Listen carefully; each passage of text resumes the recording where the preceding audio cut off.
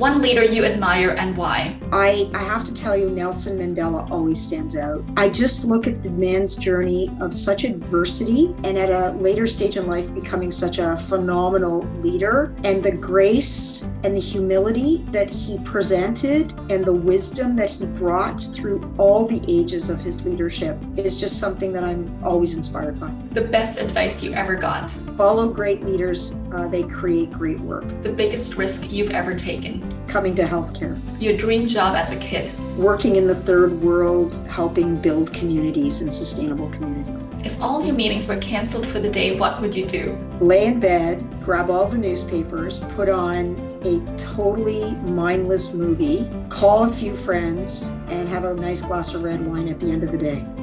One thing you're excited about this year? For the hope that we're all wanting and we're seeing to come to fruition, we begin to rebuild our lives. Describe your morning routine. My alarm goes off at 5 o'clock. Between 5 and 5:15, I take a quick flip through my emails, whatever news is on my iPhone. I remind myself about my day. I get out, bathe, I come back to bed, and usually I have a cup of tea because my husband's up after me, and I continue to read through news, start doing some email. By about 6:15 to 6:30, I'm out the door. I'm at my office anywhere between 6:45 and 7:15, depending on when I leave, and my day starts. Your superpower? That's a great question. I think my superpower is probably picking the right people and understanding very quickly what a person's value is to any situation. Your weakness or your kryptonite? Loyalty. Your wildest aspiration? If I was to say on a very personal level, would be probably still get a law degree. I would love to study law more. People know that about me. That's kind of wild because I'm at a stage of my life now where I don't know if I'm going to get to do it. If it's on a professional level, my wildest aspiration is that healthcare does actually work as a system. Your biggest fear? Is actually flying. But my biggest professional fear is probably the most needy not winning. You know, there are a lot of powerful interests that tend to take up a lot of space and room, and whether it's political room, legislative room, financial room, etc. I do worry a lot and fear that COVID will lead to bigger gaps and not smaller gaps between. Your favorite holiday destination? Italy. Habits that you would say have contributed to your success? Calling people when I don't need something. So connecting when I don't need something. Setting agendas and lists of things I need to get done in any period of time. Having 90-day plans, because if I fall off course, I can only be 90 days off course, not years off course. And surrounding myself with people who will tell me the truth. Describe yourself in 3 words. Loyal, visionary, transformative. One book everyone should read. Frankl's book, Man's Search for Meaning. Dinner with one person, dead or alive, who would it be? My mom. If you could have a billboard with anything on it, what will it be? Oh gosh, I'd want 2 billboards. I'd want one side that says, help somebody today, and the other side to say, step into your fear, not away. So I'm going to call out a word, and you tell me what each word means to you in 1 sentence. Happiness. Happiness for me, it really is about that sense of contentment filling your soul, that sense of joy. Success. Everybody's smiling around you. Leadership. Decisive.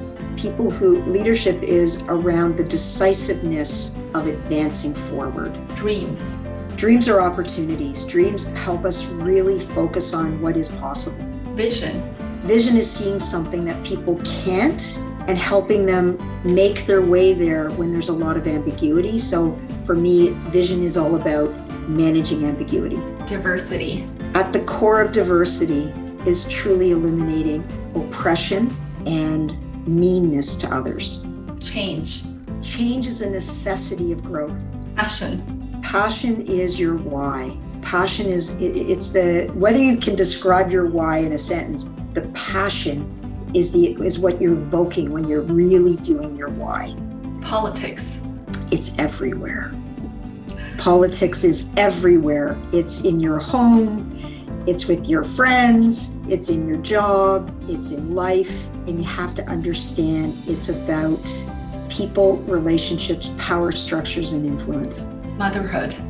An amazing responsibility and an overwhelming joy and a huge burden of responsibility at times. You never stop being a mom. Doesn't matter how old they are. Team. The essential element to doing anything well. Money. It's necessary to have the financial capability often to get things done, but you don't need as much as you think you need, either personally or professionally, to have impact. Retirement. Overrated. I work with Hazel McCallion. Every time I work with Hazel McCallion, I was talking about Nelson Mandela earlier, I would say retirement is for some, but for others, it's not an option. And very last word, COVID. A wake-up call. COVID is a wake-up call to our entire world, not just about future pandemics. Look what it's taught us about the environment. Look what it's taught us about our healthcare, our long-term care. It's been so awful, but I hope for the next 100 years, we look back on this period and thank COVID every day for how it's made us wake up.